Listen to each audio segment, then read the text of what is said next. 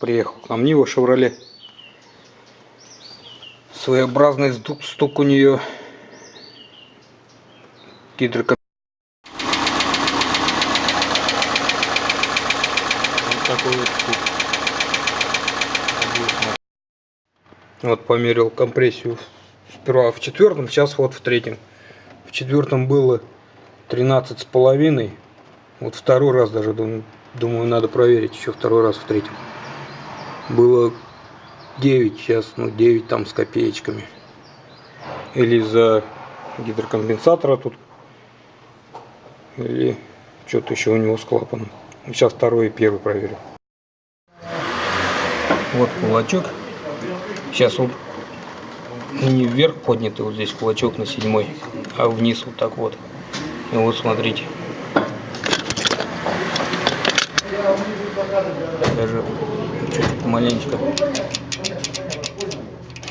поднажатый, и то не работает. Сейчас верхнюю мертвую поставлю.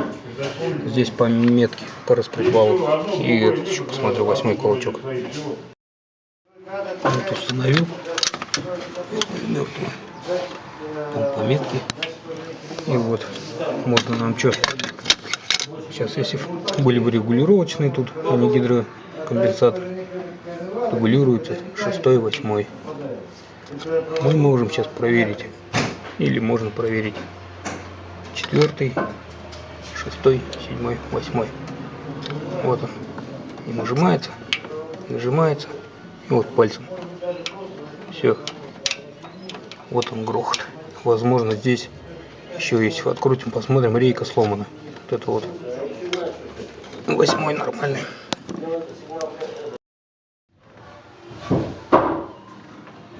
Поломанная 3 трещина. Руку неудобно. Упал.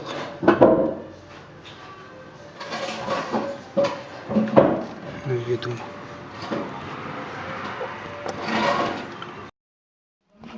Завожу Ниву.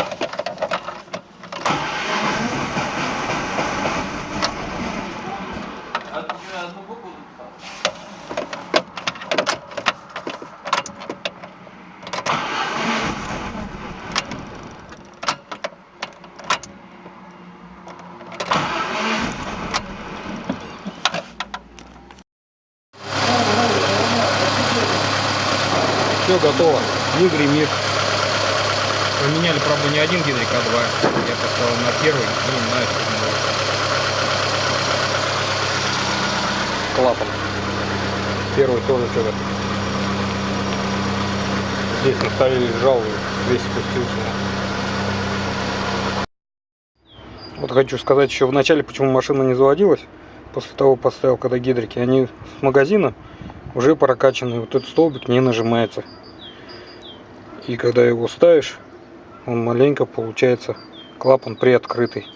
И вот пока он его не прокачает, не поставит в свое место. Просто маленечко его надо поднажать туда, сдавить в тисках аккуратненько, прям потихоньку. И чтобы он маленечко прям нажимался, чтобы был зазорчик. Ну, всем пока, до свидания. Подписывайтесь на канал, смотрите, ждите следующих видео.